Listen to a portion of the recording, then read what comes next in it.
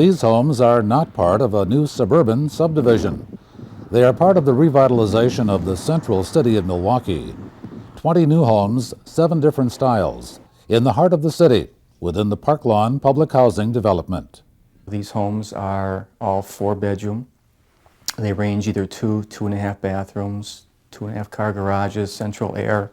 These are modular homes. In other words, they were built in a factory and trucked down here and sit on a foundation that we did ourselves. They'll range in price between $130,000 to $155,000. They're available to any housing authority eligible resident.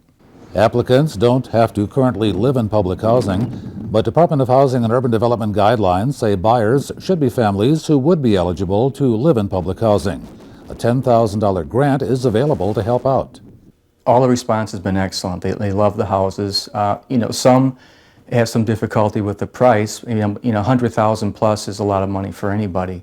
But when you go out and actually look in the marketplace, it's difficult to find something good quality home for under $100,000, at least this size and quality. They range from 1,500 to 2,000 square feet.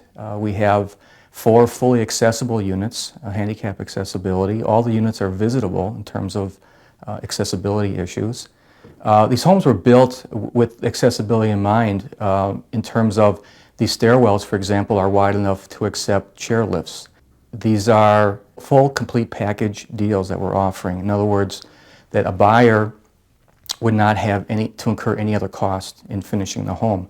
In most instances with new construction, a resident will have to do their own landscaping, for example, their own interior painting. All those things will be done for them. The new homes add even more value to Parklawn, which recently saw a 2-year, $34 million renovation project. It's all an effort of the City of Milwaukee Housing Authority in partnership with the U.S. Department of Housing and Urban Development. It really speaks volumes about the success and the outstanding staff that the City of Milwaukee Housing Authority has, along with its Board of Commissioners who will all work to provide quality housing for low-income individuals. The Hope 6 grant, what that sought to do was to reintegrate Parklawn subdivision into the neighborhood. Information is available on the Housing Authority website at hacm.org or by calling 286-5126. And there's more. In addition to that, we've bought 20 homes in a radius around Parklawn and have rehabbed those homes and sold them to eligible residents. Many of those homes were boarded up eyesore structures that were currently off the tax roll. We came in, bought them, rehabbed them. We got a viable resident to buy them, and it's back on the tax roll. It's no longer an eyesore for the neighborhood. By doing this and bringing in a mixed income population into the area will help to not only stabilize the neighborhood, but will indeed improve the neighborhood. We did receive a Hope 6 grant from Department of Housing and Urban Development that will allow us to demolish the entire Highland Park development, which includes 2 high-rise elderly buildings and 56 family units. In its place, we're going to build a low-rise apartment building, again, to house elderly and disabled individuals. And we're going to build, I believe, 26 single-family homes behind there, some of which will be rental replacement units for the units that we're demolishing for the families at Highland, and others will be for home ownership. Reducing some of the density in that area, and at the same token be able to provide qualitative housing for our public housing residents while simultaneously positively impacting the surrounding neighborhood. In another section of the Parklawn neighborhood, churches are increasing their revitalization efforts. Nearly 20 Central City minority churches are working to spread the word to their congregations on a new home buying and affordable mortgage financing program. Fannie Mae, the nation's largest source of financing for home mortgages, and North Milwaukee State Bank announced a $10 million faith-based lending home ownership initiative to help low and moderate income home buyers. Stabilize your community, increase your wealth, own a home. And that's what this is all about today. Home ownership for as many as 150 families is the goal of this new program. Officials say many people could find themselves paying less per month for a mortgage payment than they're paying in rent. And we know we have a lot of individuals in our community that is credit challenged. And so the programs that we're offering today will help resolve some of those issues. You can get in a home with no money down for some people and as little as $500 down for other folks. And so we think we have a broad enough program that can reach deep into our community and make sure that we begin to turn around home ownership in our community. For the longest time, I've been charged, amongst other things at Fannie Mae, with trying to increase minority home ownership.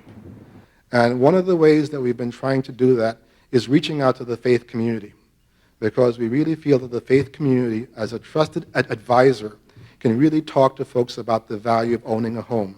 And the best place to deliver that message, I think, is from the pulpit, where you have an audience that trusts you and listens to what you say and knows that you're giving them good advice. We applaud this effort that's being put forth today, and I can assure you that by December 31st, that this $10 million will be used. So let me say what a joy it is to be here today and to indicate the support for this wonderful, wonderful project to empower community and to make our place a wonderful place to be. North Milwaukee State Bank will originate the low down payment loans, and Fannie Mae has agreed to purchase the eligible loans. You can call the bank at 466-2344 for information. This is a good partnership, and it involves good institutions in the community. The state of Wisconsin is proud that institutions that are important for building communities in Milwaukee are coming together to build our neighborhoods, which are the building blocks for great cities. Hopefully, this initiative will act as a catalyst to bring back the Central City housing market and encourage further positive economic development activity in the community.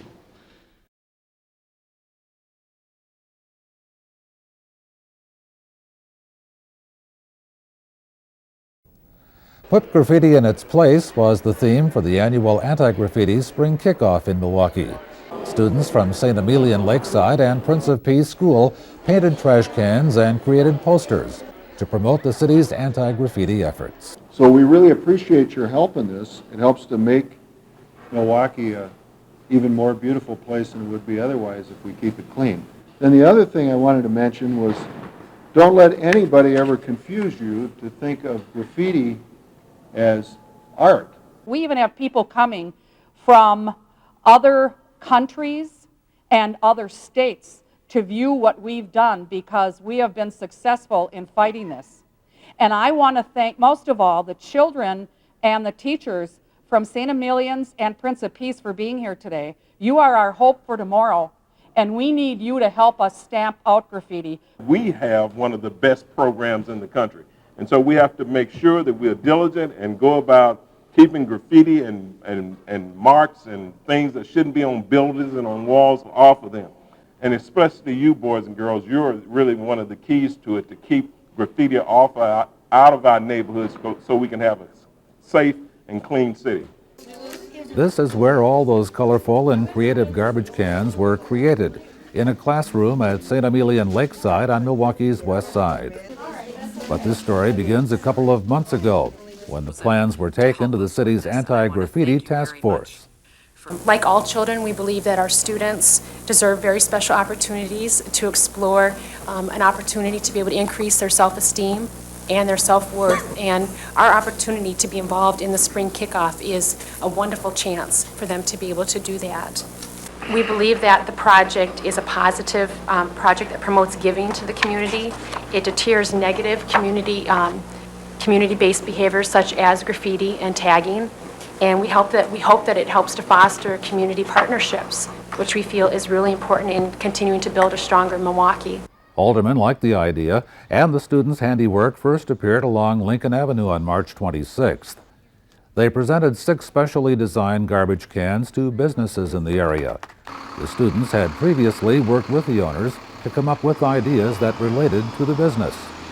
Food for a trash can at a bakery, a party theme at a wellness center, flowers for one funeral home, candles, and a church near another. We did a survey with the Lincoln Avenue business owners and found out what some of the issues that they felt on the street were, and one of them is litter. So by creating garbage cans that are more user-friendly, we're hoping that pedestrians will use the garbage cans instead of throwing litter on the street. I wanted to be in the garbage can project because it is very fun and I learned a lot. I chose the cars because cars represent transportation, the wheels are for destination, the colors are for happiness. I like art because it helps me learn and makes me feel better. I chose hearts, flowers, people, sins, and smiles because I think that it is joyful. A funeral home needs joyful pictures because I will make the families feel better. I like art. It makes me happy. I am 9 years old and I started this project because I loved art. I heard of this project from my friends and I thought I might enjoy doing it. So I asked a teacher and I got chosen. And I did like it as I thought I would. I'm excited. I think there's some real good things that are going to be happening in this neighborhood. And my hat's off to St. Emilians and their efforts in working with us and the Layton Boulevard West Neighbors Association for coordinating this effort. And getting these cans painted, I think it will be a wonderful thing for the neighborhood. Thank you. Good job. Very good. Good job. Nice job.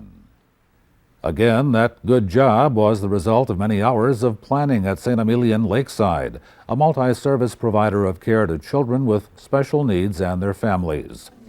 About 15 youngsters worked on the project for several months. The cans were provided by the city. It's very exciting because we are really invested in trying to help kids understand that there's different ways to do things, and that would include that you can get great pride and satisfaction from doing positive things in the community and contributing as much as you can, even as a child. So this was a great partnership that we did with the Milwaukee Common Council, and so they were able to see that you can beautify the neighborhood by painting the garbage cans. Like the cans on Lincoln Avenue, these additional garbage cans tell a story about the business the students have been working with. You'll see them at locations around the city. One will stay at the school, where aquariums appeal to one youngster. Well, I'm doing it for St. Emilions, and when we think of St. Emilions, we think of the ocean. The ocean, so we made up like orcas, like fish, killer whales, and then on the other side we made kissing fish and stuff, and we made seaweed with algae. I like the painting because it's slow. When I'm angry, it slows me down and it keeps me on task. That's why I like to paint. Our project specifically is called Service Learning, and the Garbage Can Project is one example of how we've incorporated doing something for the community and bringing many aspects into the curriculum. There's just countless ways that it fit into art, it fit into academics, language arts, when they did their research, in terms of writing things down and coming up with their lists, brainstorming with each other. We have 2 students per can, and they're partnered with one business. And they are drawing symbols on the cans that reflect the positive contributions that business brings to the community.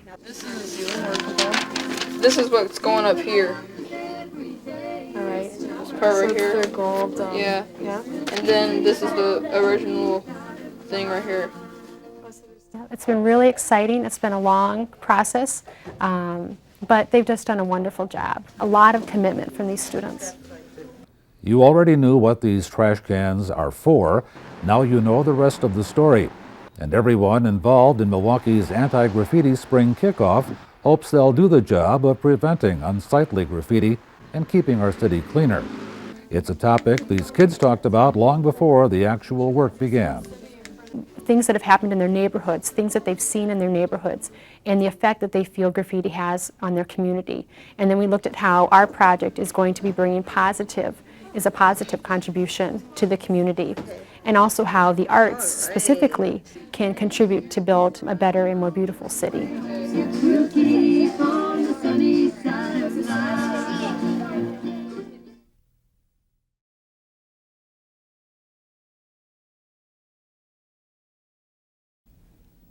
Saint Emilion is the patron saint of orphans and neglected boyhood. He was a young man who traveled through Italy in the 1500s, providing small homes which became orphanages for children whose parents had been involved or killed in the Civil War at that time.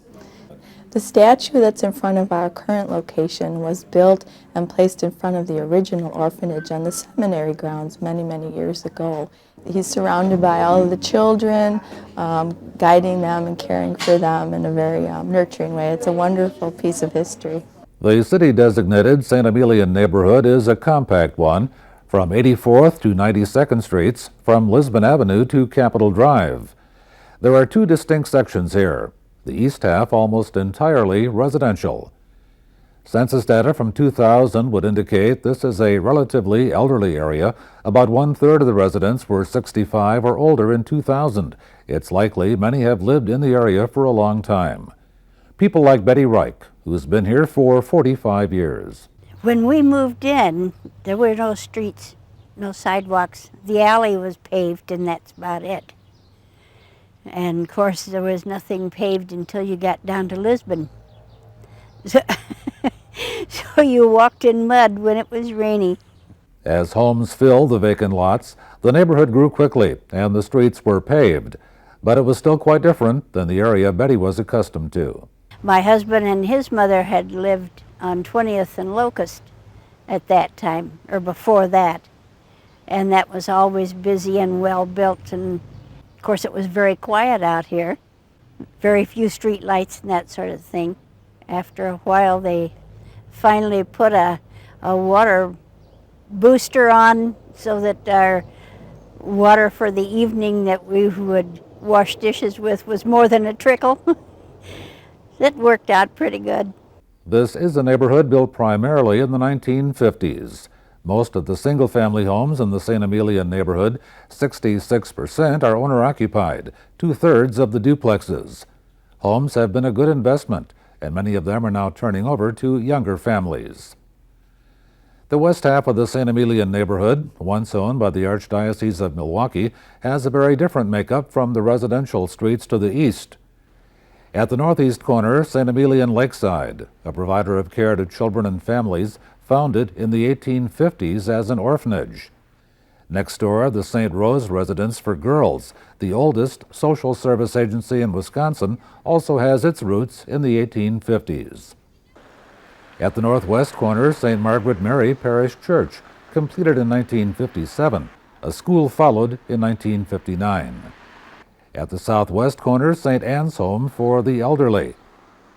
And on the southeast corner, the largest single housing development in the neighborhood. Villa Decor is a 7-building, 236-unit condominium project built in the 1970s. Ken Metzger, the president of the Condo Association, has lived here for 23 years.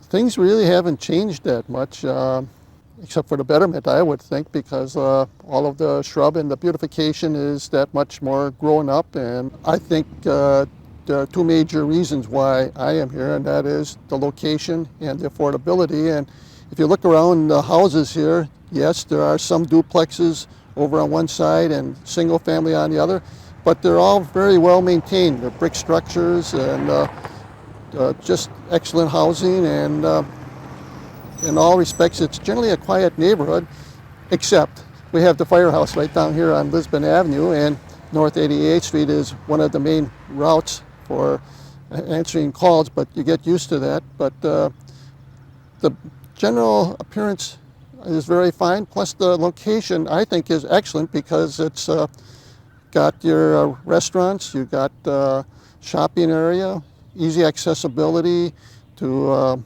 the expressway, a variety of different churches.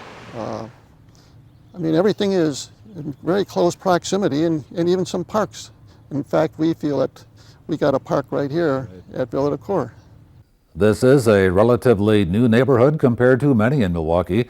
The oldest homes here may be these two residences on North 86th Street, which date to 1938 and 1939.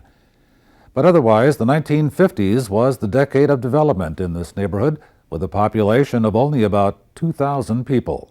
A lot of people don't even know that we exist, But I don't know, in some respects we might like to keep it that way. It's still fairly quiet and still fairly safe out here, and street lights and everything is pretty good. We used to sit out a lot at night in the summertime. Other than that, it hasn't changed all that much, except the grass is green and needs to be cut all the time.